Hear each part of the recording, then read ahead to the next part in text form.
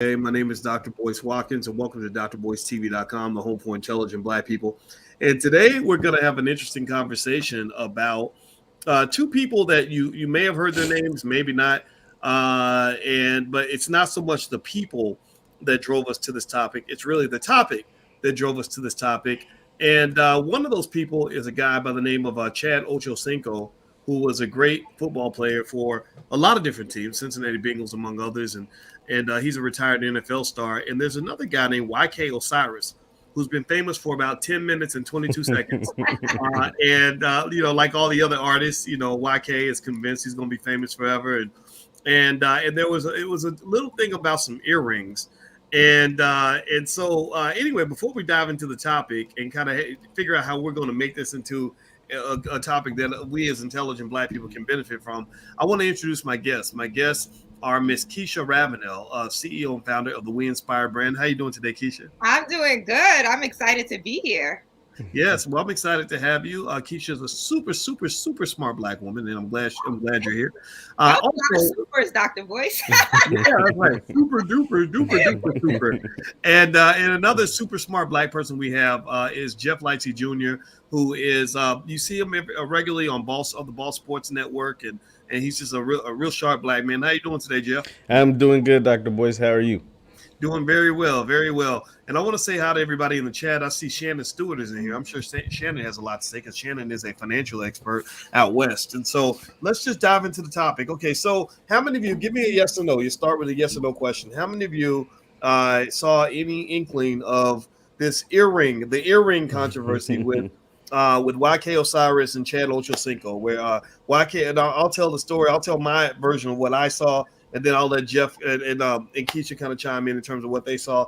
So basically, from what I saw, there's this singer YK Osiris who sings this song called "Worth It," and I watched the video, and it's very good. The video had 107 million views, and it was cool. It wasn't ratchet. It was, baby, yeah, you worth it. Whatever. I don't remember what he said, but talking about basically, I'll buy you all kinds of shit because you're worth it. And that's cool. I would sing that song to my wife. I thought that was nice.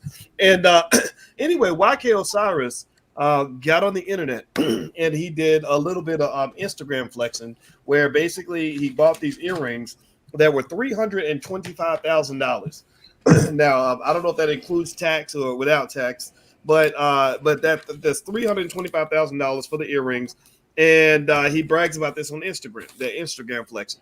Well, Chad Ochocinco then does a video where he goes to Claire's, and Claire's is where my daughter. I remember my daughter used to buy like little cheap jewelry at Claire's back in the day when she was like 12. And I'm sure they have stuff for grown-ups too. But he buys some earrings at Claire's and basically says, I get to shine just like you, but I paid $10. So YK Osiris, seemed to take a little bit of offense to it. And I will show his response in a minute. But I wanted to jump ladies first, Jeff, if that's okay with you. Sounds good with me. Keisha Ravenel, what did I miss anything with that story? I mean, what did you see? You didn't miss anything except for this one thing. It's this one thing, and it's beside the point of him paying the $325K for the earrings, right? I saw that he owed rapper Lil Baby $5,000. So you owe someone money, but then you're going to spend $325K on earrings. So like, we have to get our priorities straight here. So is it that the Black man you can't pay, and that's assuming that the jeweler is not a Black man, right? We know he's not. Exactly. We know he's not. But you can go give someone outside of our community $325K, but you can't pay the Black man. So that's the thing that really, really stuck out for me. Like, wait, why can't you give him his money? Okay, that's a valid point. I did see that they did a video together, and Lil Baby, because I get the Lils and the babies. It's a lot of babies. Little baby, little this, little that. Yeah. So I see Lil Uzi Vert, I see the baby, Lil Baby. Yeah, so the next. And you got Sada Baby and Birdman Baby. It's a lot of babies out here. Just in the rap game. A lot of babies. I ain't wanted to be a baby. I ain't been wanting to be a baby since I was in diapers. So I don't really understand that. Yeah, it's very interesting because they want to be grown men, but they refer to themselves as babies and littles. But hey, that's none of my business. Makes no sense. So Jeff, tell us, did you see anything in terms of, when you were watching this kind of go down? How did you feel? I mean, did you feel that, that maybe Chad kind of went over, like overstepped a little bit, giving a man unsolicited advice, if you want to call it that, on how to spend his money? Well, I think in this conversation, the reason why it's even a thing is because I think you have to know the players, right? As far as Chad Johnson or Chad Ochocinco, he is a serial cheapskate, right? Like, so he's a millionaire, he's a really rich man, but he's a serial cheapskate. And then you got this guy Osiris, YK Osiris, who's a rapper, and we know with rappers, they are serial, flexers. They're serial letting you know that they have all this money. So when you have these two commodities coming together, it's like the Clash of the Titans. It's like the worst thing you could have ever seen. If you think of Chad Johnson or Chad Ochocinco, he's so cheap. I don't know if you guys ever watched like Everybody Hates Chris back in the day, the dad. He's kind of like the dad, like in real life. Chad Johnson, his first 2 years in the NFL, instead of getting like an apartment or a house, you're in the NFL. You're becoming a player. He wasn't the Chad Johnson superstar, but he lived at the team facility. He said they have everything here. Why would I go rent an apartment or buy a house? I have food. I have showers. I have, a roof. I have a nice, comfortable couch. He literally lived, and that's been validated by his former coaches, where they finally realized he was staying there overnight. They kicked him out. So this is what type of cheapskate he is. And the Claire's thing isn't anything new. He's been saying on documentaries when they followed the team and all kinds of stuff that he's shopped consistently at Claire's his entire life. Like he said, I was broke and I had to wear Claire's earrings. I got rich. And he said, I shine just like this. His logic behind it was, and it was very smart, is when you're rich, why do you have to prove that you're rich? NFL players and salaries are public knowledge. Everybody knows contracts. Everybody knows everything, right? So they know about your contracts, know about your endorsement deals. So people know Chad Johnson has money. So why would I go out and flex $350,000 or 325,000 or whatever when you already know I make millions of dollars a year? So the only person I'm trying to improve is other people, but you already know I'm rich. So if I wear these, silicone earrings, it makes no difference because whether they're fake or not, you don't know because you're already assuming because you already know I'm rich. So that's why I think he was coming from that perspective. Osiris, on the other hand, as we know, rappers love to flash their money, flash their wealth, do all these kind of things. And I think if you also know YK Osiris a little better, he is always kind of like the butt of a joke. How we talked about earlier, he owed Lil Baby money. He's known for that. I think Boosie came out and said he owes him some money. He did the crate challenge, and we know how the crate challenge ended for a lot of people. So a lot of those things he's always being kind of joked on. And I think taking this shot, what he considered a shot from Chad Ochocinco, wasn't really what he wanted because once again, as far as like social media, entertainment, all those kind of things, he's always kind of like the butt of the joke. So that is why when they collided, it ended the way it did. Interesting. So with YK Osiris, it was really interesting. I did some research on him and just checked out what he's doing. And I saw somebody in the chat said YK Osiris has been doing this for years, and I'm like, he ain't been doing nothing for years. He ain't even been breathing for years. Like he's like super young, and he's not even been famous that long. And so I was kind of checking him out and just kind of like seeing what he was up to. And we know the culture, right? And then you see him sort of clashing into Ocho Cinco, which is kind of an odd sort of pairing. And it seemed to me, Keisha, that when you have people that kind of come up in the music industry, it almost seems like there's pressure to pretend like you have money that you probably ain't got. Like I saw somebody that said this is probably a drop in the bucket for him. I don't believe $325,000 is a drop in the bucket for most artists. I just don't believe that. What do you think? I don't believe that either. And like you both said, that these rappers, they have something to prove.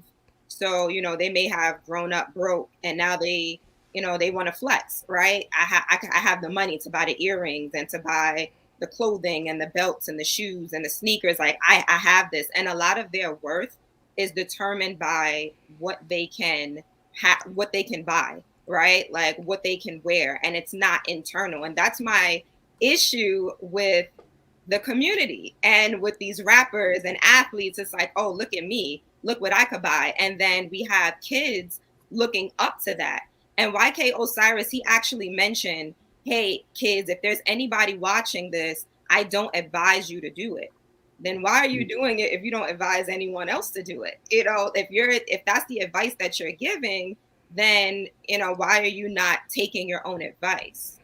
Well, I'll tell you this, Jeff, I watched YK Osiris's video, right? And I was curious to see what his energy was like. When an older guy kind of, basically, does a finger wag at a younger person, it can be taken in different ways. Sometimes they say, okay, I'm going to just respect you because you're older.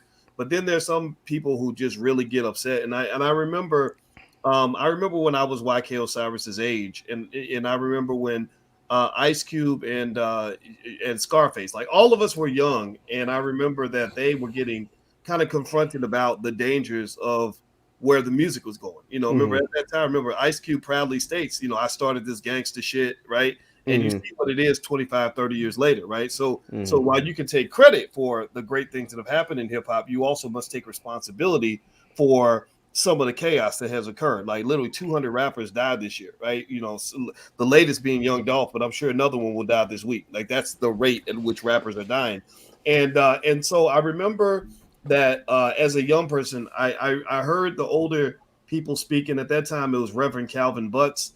Another one was a lady named C. Dolores Tucker. And I remember, thinking like, F you, like, who the hell are you to tell us what to do? Like, I was down with Q back then. I'm friends with him now, but back then it was like, what's wrong with you? So what do you think? I mean, do you think that it was just kind of a little bit out of line for Chad to kind of like push up on him like that when the guy didn't ask for any of that? Well, not at all, because Chad, once again, Chad may not even know who YK Osiris is. If you look at how this all went down, one of those blog sites reposted Osiris putting buying the earrings and posting. The only reason why we know how much the earrings cost is because he posted the receipt. It was a $325,000 receipt. So clearly he was flexing. So that is how it came into the range of Chad. Chad saw it on Twitter.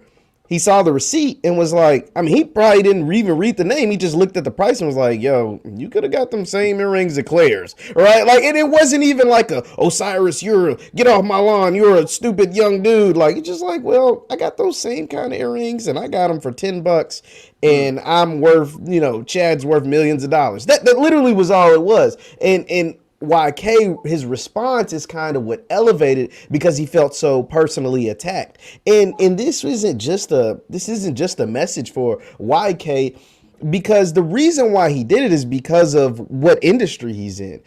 In the rap game or music game, when you're a black artist, you almost feel pressured because the whole stigma behind rap music or being an artist in kind of that sphere to hang with these guys is money, cars, and clothes, right? Money, cars, and clothes, and all those things, and that leads to the women and things like that. So you're given this image. You have to portray yourself a certain way because you're trying to sell records that say these things. And so I can't get on a record and talk about I have all this money and I have all these women and I have all this luxurious things if I ain't out here showing you for the gram, doing it for the gram, doing the same thing. So that is why he probably felt some kind of pressure to put a $325,000 receipt out there. And once again, Chad was just like, that's cute, but I mean, I can do that too. At the same time, I know these earrings, these silicone earrings from Claire's, shine the same way they do when you go to Icebox or the jeweler down the street,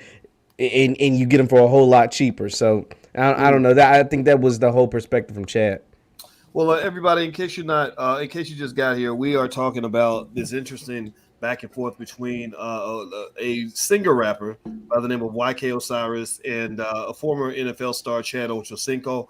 YK Osiris buys this $325,000 necklace or pair of earrings, and puts the receipt on Instagram.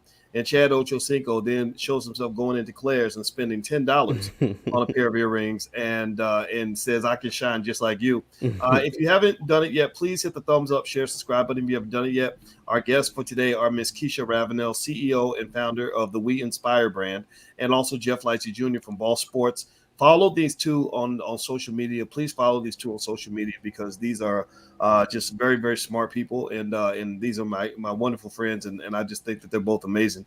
So Keisha, let me ask you this question. There was this recent story about China. I don't know if did you see that, where the Chinese government basically issued a rule where the president, I guess, because he gets to sort of just make laws on the fly. He actually issued a rule where he said, and it's on my Instagram if you guys want to read the article, but he basically said that we're banning celebrities from showing off their wealth on social media. Like, he straight up just jumped in there and they just said, stop it. Like, stop that shit. It's stupid. Like, it's not. I think I'm going to read some of the language they use in terms of describing why they banned celebrities from flaunting their wealth on social media. But I think that they just kind of felt like it was irresponsible.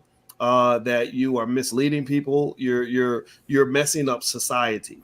So now you contrast that to our society, where that's all you see.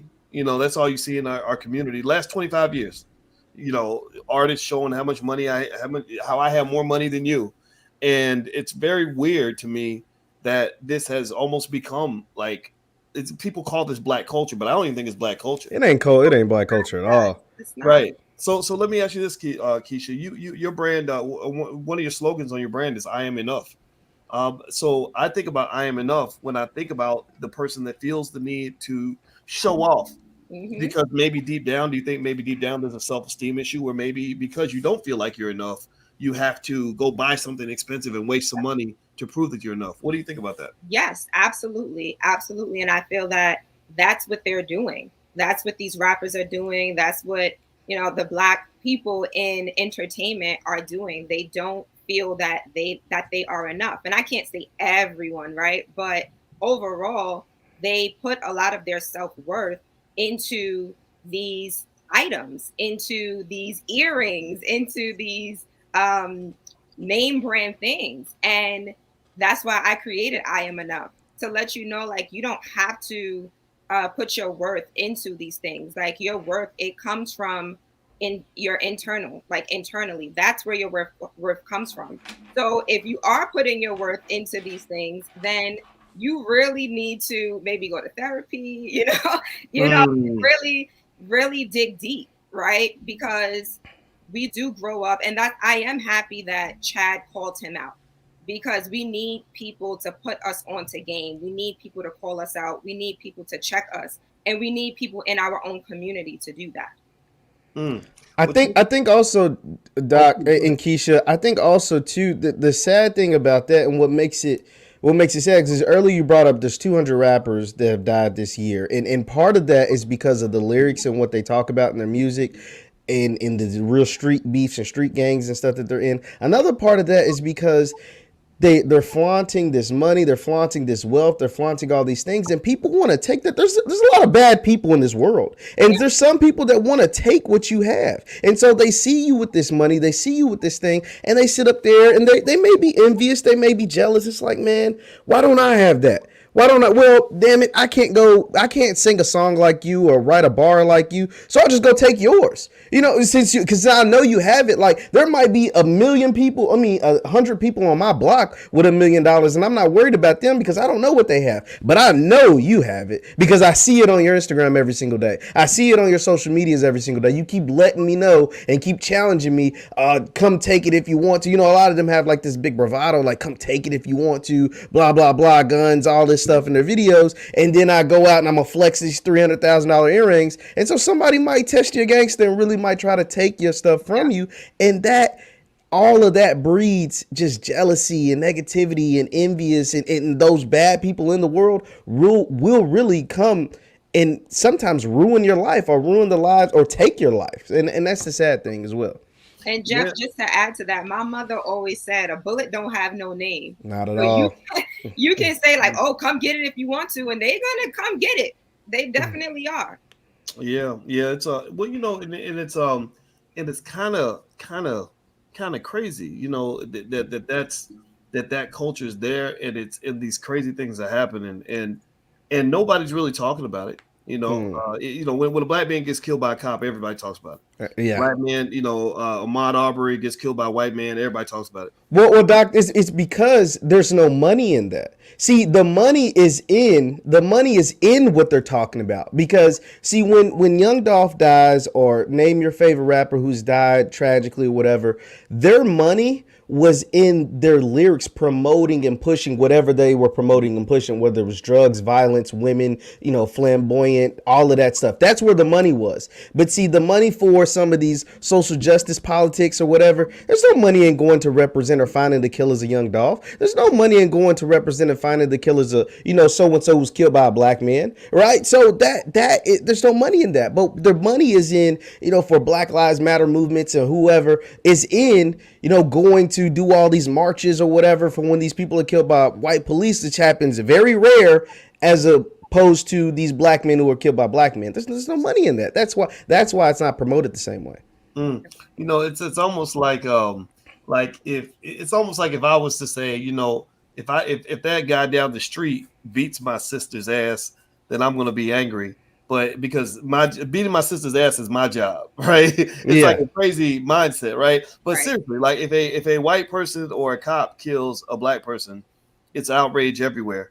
But if a black person gets killed by another black person, there is no conversation that is sanctioned, right? Because we lean too much, because we are white supremacists. We lean to white people to tell us what conversations are appropriate.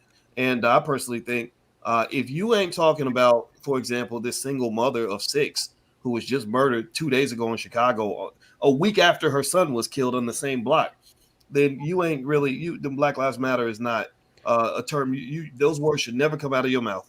You have more people upset about, and rightfully so in some cases, but more black people upset about Kyle Rittenhouse, who, no offense, but he killed white people, than these black people that are dying every single day at the hands of their own people.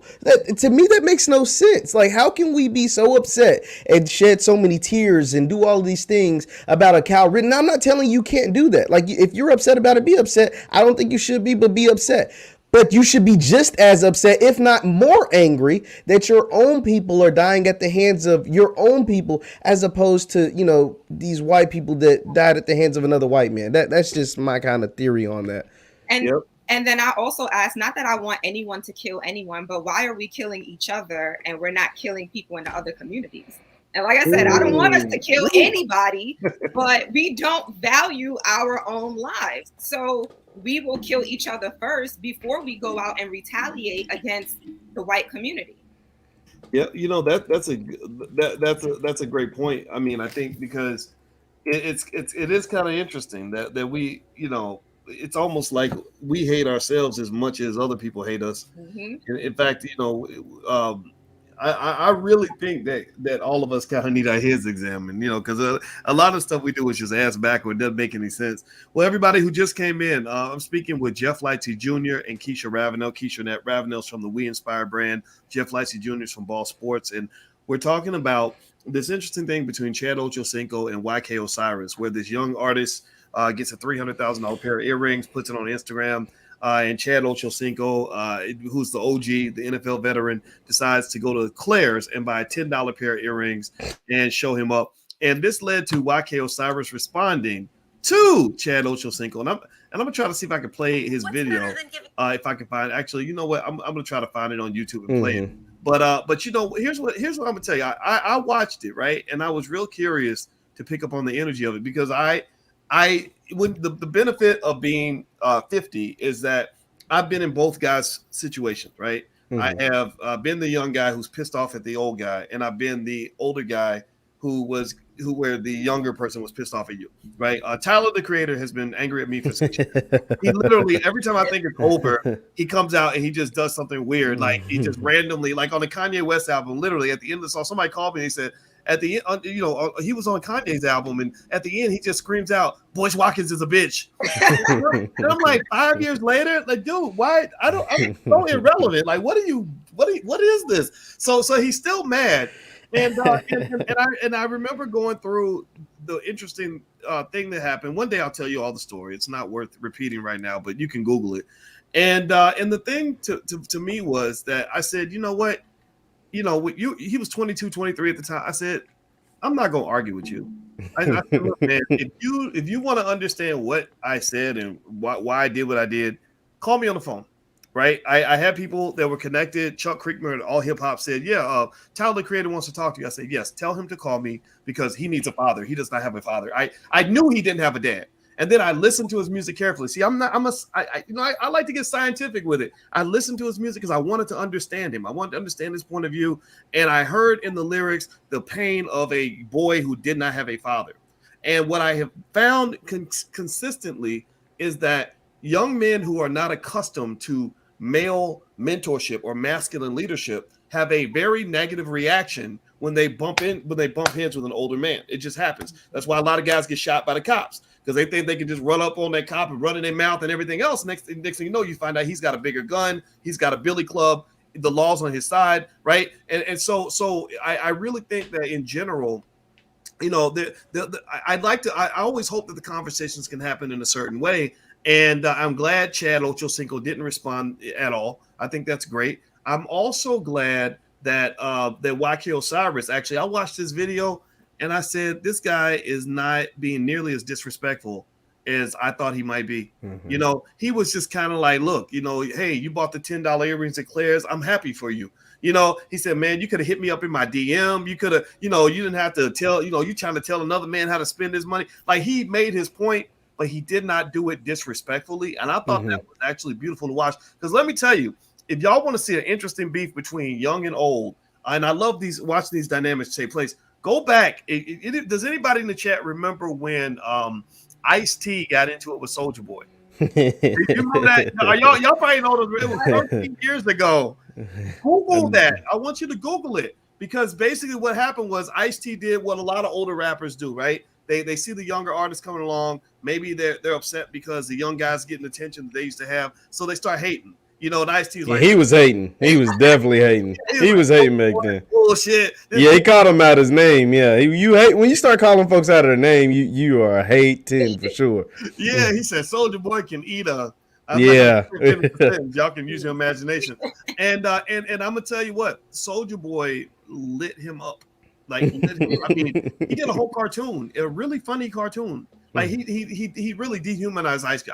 I'm just gonna tell you, I was like, whoa, he's really like drilling him. And but here's the thing, right? So when you listen further, what you really also heard from Soulja Boy was, he was like, why don't you come to me as a mentor? Why couldn't you have just given me advice? Like, why do you have to attack me? And I listened to it, I said, man, that was such a profound thing to say. So what do you all think about that? I mean, how do you think that you can have the intergenerational transfer of knowledge, which is absolutely necessary for a community to thrive, right? It would be ridiculous for an older person to watch a younger person do the same dumb shit they might have done 20 years ago and say nothing because, well, I don't want to be hating, so I'm going to be quiet. You ain't supposed to be quiet. You're supposed to say something, right? Yeah. But then people get offended and their feelings get hurt. So I'll start with you, Keisha, and then you, Jeff. How do you have that conversation in a healthy way? I mean, what do you think about that? Well, one, the person has to be willing to receive as well. So it's not just on the person that is talking. So like, let's use Ocho Cinco and YK Osiris. It's not just Ocho Cinco. YK Osiris, he needs to know how to receive it, because you can come to someone as respectfully as you want to come to them. But if they're not ready to receive what you're saying, then it's not going to be received. So I think that's important as well. But I think that Ocho Cinco could have hit up YK Osiris in a DM, but then I think Jeff said he probably doesn't even know who he is, right?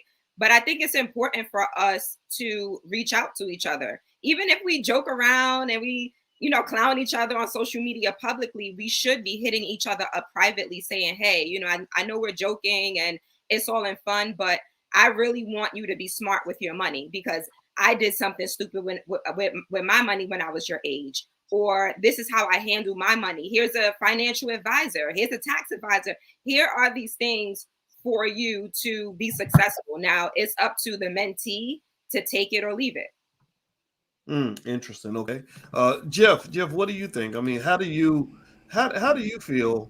Like, what, you know, you and I could be, we could role play, right? I could be Ocho Cinco and you could be YK Osiris, right? You know, and so what if you did something, man, that you really were proud of, right? And I just called you up and I was like, Man, that was some bullshit. What was Jeff doing? He's a damn fool. He acting a fool out here.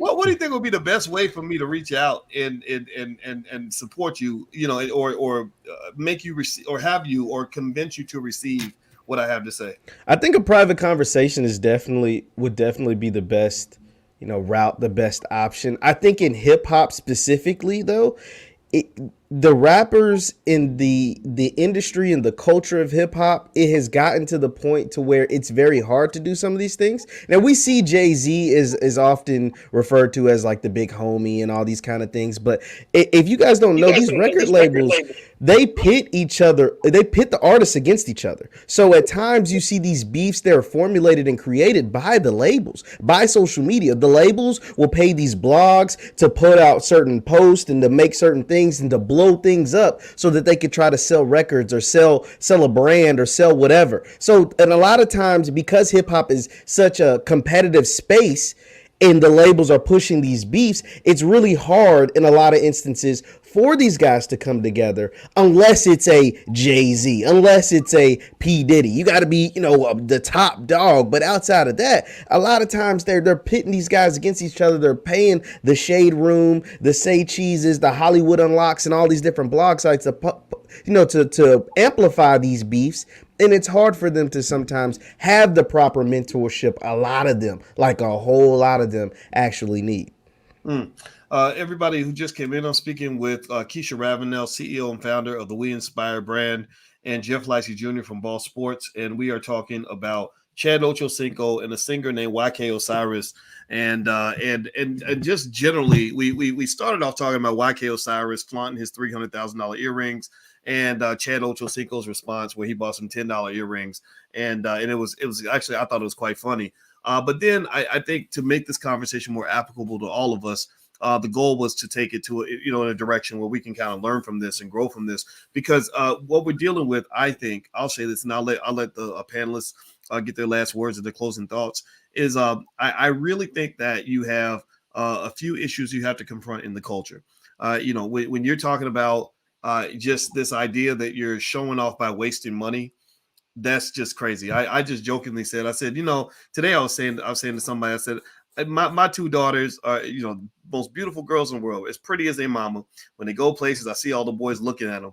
And I swear to God, if my daughter brought home a guy who was on Instagram flossing and bragging about the fact that he just spent $325,000 on some earrings, I literally would instantly issue my denial. Like I would stamp the paper. Like I disapprove of this man. You can date who you want, but he is not approved, because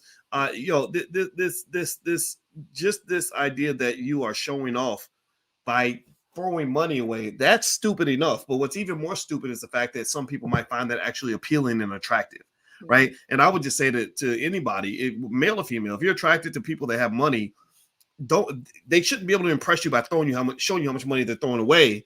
One of the rules of getting rich is keep your damn money, right? Like that's what rich people do. That's why they're rich, right? Poor people throw their money away. And a lot of times you'll see poor people pretending to be rich, but then really rich people pretend to be somewhat poor. Like if you go hang out with Mark Zuckerberg, kicking it with Bill Gates and Elon Musk, they'll be wearing clothes, jeans with holes in it, regular like $10 shirts that you could buy at Walmart. Like there's nothing there. There's no need to show how much wealth they have. They're not going and wasting money on Gucci belts and all this stuff. They might be talking about some $1 billion investments now, but they're not going to be talking about, some consumer items that they bought, right? Because that excessive consumerism is incredibly harmful to you economically. And you have to put that in the context of Black people being the engine of American prosperity. Like they've used us. They milk us like cows. They pull the others. Like how much money can we get out of Negroes? Let's throw 2 rappers out there, make them beef on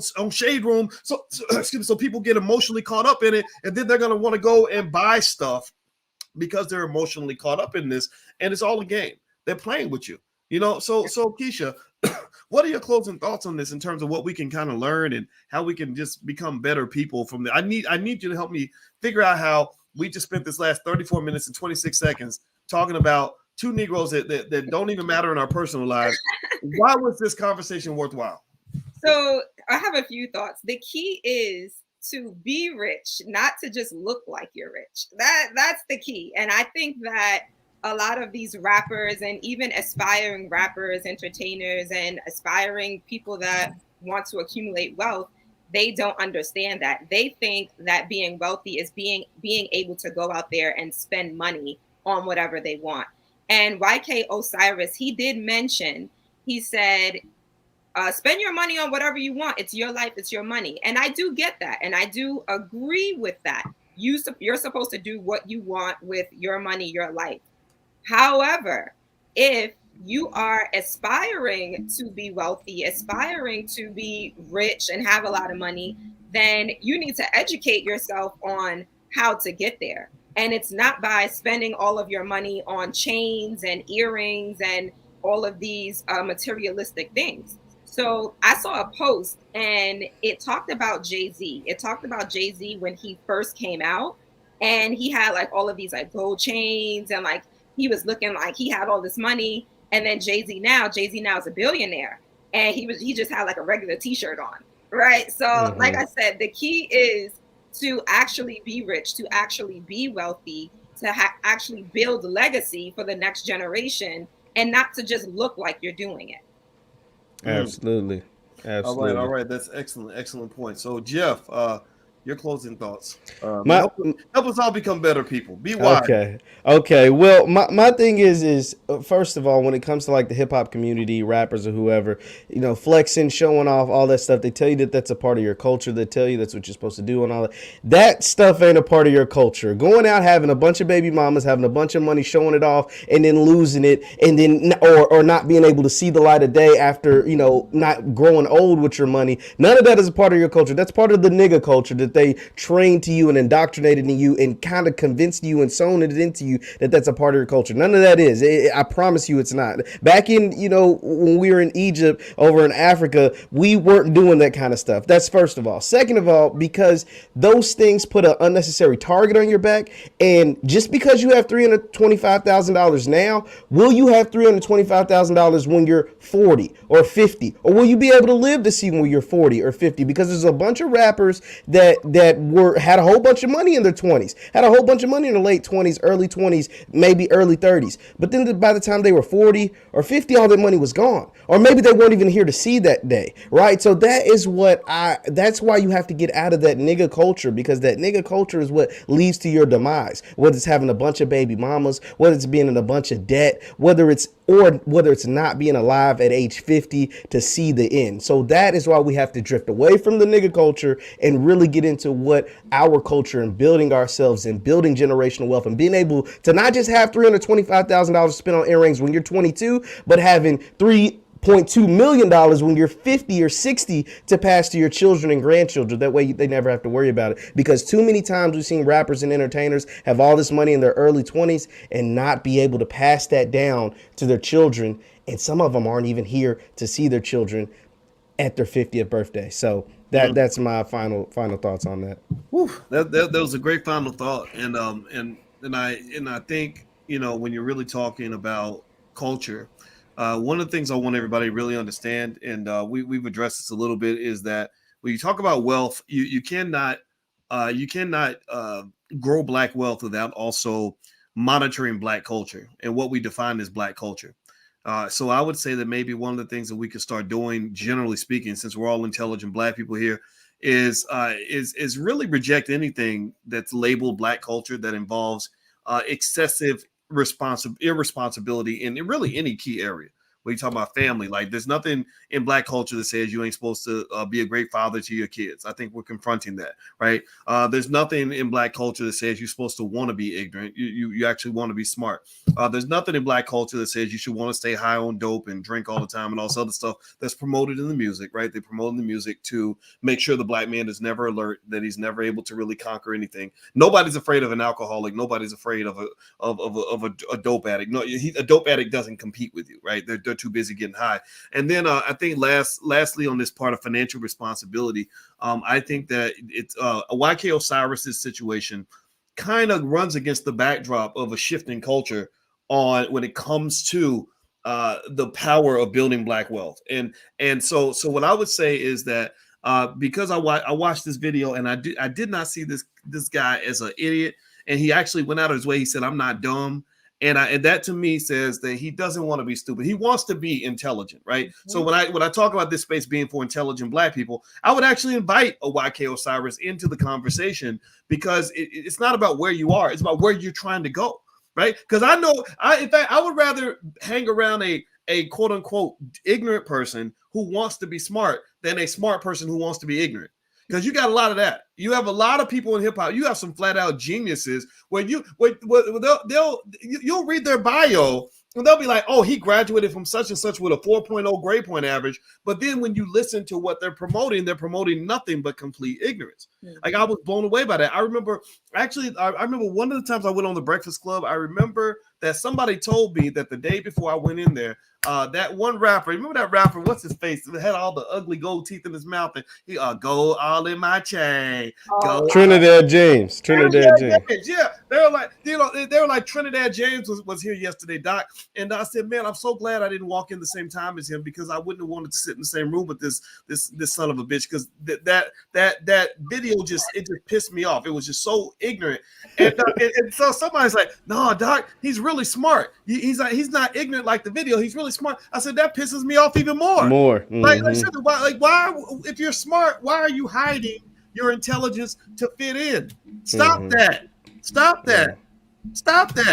You know, and so I think what I like about both of you, you know, is that, you know, I think that it takes a type of courage, a type of energy to say, I'm not trying to fit into the culture. The culture is going to have to fit into me. My environment, my surroundings are going to have to fit into me, because I'm going to have the conviction to say, this is who I want to be. This is what I believe in. And y'all can either get in or get out. It's totally fine. But I'm not going to reduce myself to make ignorant people feel comfortable, to make lazy people feel comfortable, to make destructive people feel comfortable. You should never do that. You should never validate ignorance. And maybe I'm a little biased on that, because I do remember one time when I was younger and I got checked by my father one time. I don't talk about this much, but this was many years ago. I was on a TV show. It was an ESPN show. Quite frankly, with Stephen A. Smith. Jeff, remember that show? Mm-hmm. Yeah, I remember that show. I don't know if you remember that show, Keisha. Yeah. I know Stephen A. Smith. But I don't remember. Yeah. I was on the show, and I was on there with a rapper, and we got to just joking and laughing about something, and he said something real ignorant. I just kind of laughed it off. And my father did call me. He said, don't you ever validate ignorance. He said, never go along with ignorance. Mm-hmm. You know, and I because I thought that he was, you know, I was like, hey, did you see the show? Did you like it? Yeah. He's like, no. He's like, you did not represent yourself well. You didn't represent the family the right way. You didn't represent yourself properly as a Black man. And so I would encourage everybody in here, don't validate the ignorance. You know, you can forgive them. You don't have to hate everybody and be mad at people. But Black people get harmed. We get exploited. We get damaged. We get destroyed. They have genocide plans for you built around the assumption that you're going to want to remain ignorant, and you're going to gravitate toward ignorance. So let's not do that. Let's be smart. All right. Let's be strong. Let's be great, because that's what we're meant to be. All right. So I want to say thank you very much to my guest, Keisha Ravenel from the We Inspire brand. I hope you will follow Keisha at We Inspire brand. Please follow her. Her brand is extraordinary. She's super smart, and she coaches and shows people all kinds of cool stuff about how to get their business moving. And also Jeff Lightsey Jr. at theblackbosschannel.com. So if you check out Jeff, he's live every single day. Every day. We have some really dope guests coming on, really dope guests in the works, really dope guests have already been on. Just go check it out. It's really cool. Yes. So everybody, please follow these two the two guests for today. And also my website is boycewatkins.com. So feel free to go to boycewatkins.com. I wanted to mention to you guys, our Black Wealth calendars are out for 2022. So if you are interested in the Black Wealth calendar, you can go to boycewatkins.com. Also, we're going to start the book club in about 45 minutes from now if you're watching this live. So at 8:30 p.m. Eastern, we're going to start reading Black Labor, White Wealth by Dr. Claude Anderson. And we're going to interpret this book and break it down so we can understand how much money white people owe us. So God bless everybody. We love you, and I hope you have a wonderful day. Please hit the thumbs up button on your way out, and we are gone. Take care. Peace.